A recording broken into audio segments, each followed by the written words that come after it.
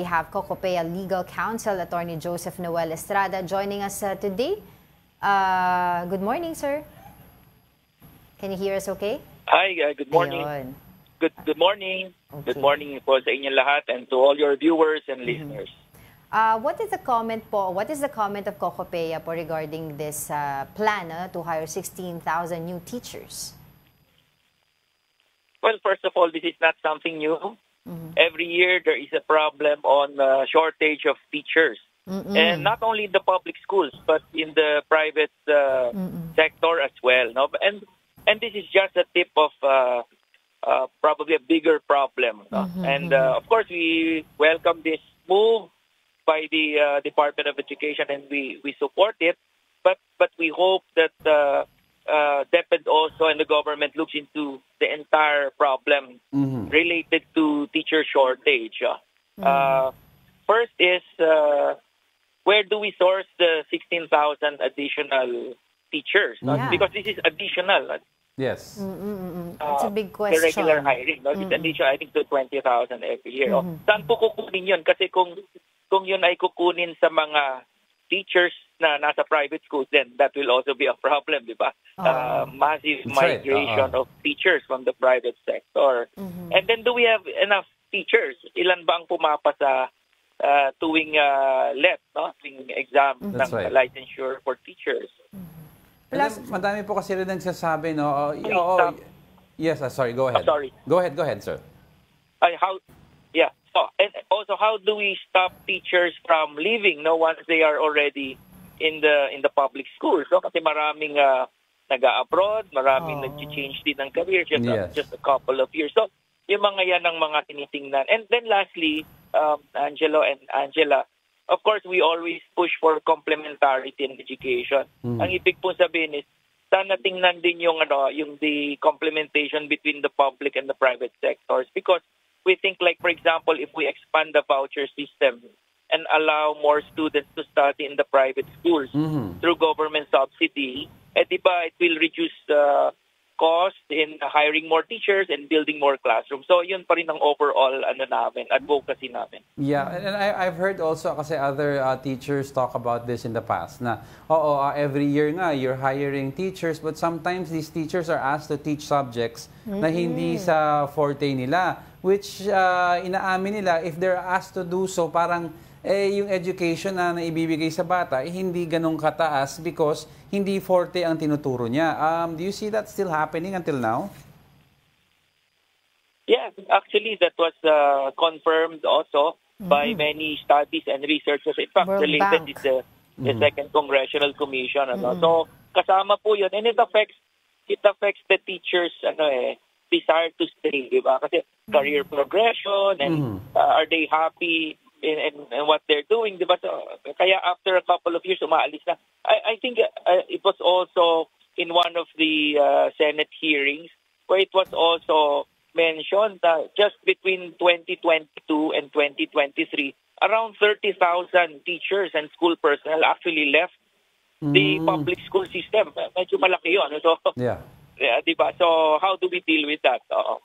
So, kumbaga parang nangyayari, nag-offset lang. Nag-hire ka 16,000 pero may mawawalan ka 30,000 prior. We really hindi tayo maabot sa need natin. So, what can we do po to address this problem that we have, given every year also tumataas ang enrollment rate natin?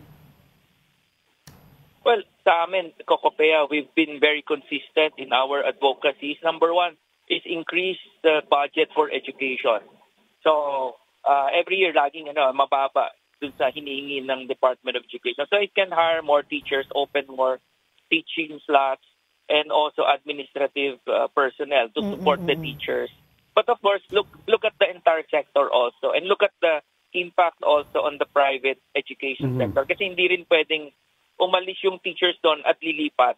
Hindi rin pwedeng magsara or mawala ang ating private education sector. And of course, yung we want to reiterate complementarity. Let's use the resources of the private sector for delivering education, and it will help in efficient use of government resources and reduce costs. for building more classrooms and hiring more personnel. And sir, just to add lang dun sa pinopoint out ni Diego kanina na subject mismatch nga among the teachers. Sabi nga nila dito, 6 out of 10 or 6 in 10 of public high school teachers are handling subjects that they did not major in college. No, my question also is this, dun din po sa usapin ng mga guidance counselor. Sir, meron din po ako nakitang news about it na kulang na rin daw tayo sa mga guidance counselor sa mga schools. Saan po ba natin nakikita yung nag-uugat yung problema na ito? Hindi na nag-a-apply sa atin dahil mababa yung eskwelahan o meron din mga hindi na rin nag-aaral na maging guidance counselor o maging teacher? Well, it's a combination of factors. Una, yung career ng mga guidance counselors, parang hindi nila nakikita na gano'n ka-rewarding or something na appreciates their role more. No? Kasi parang mababa ang sweldo.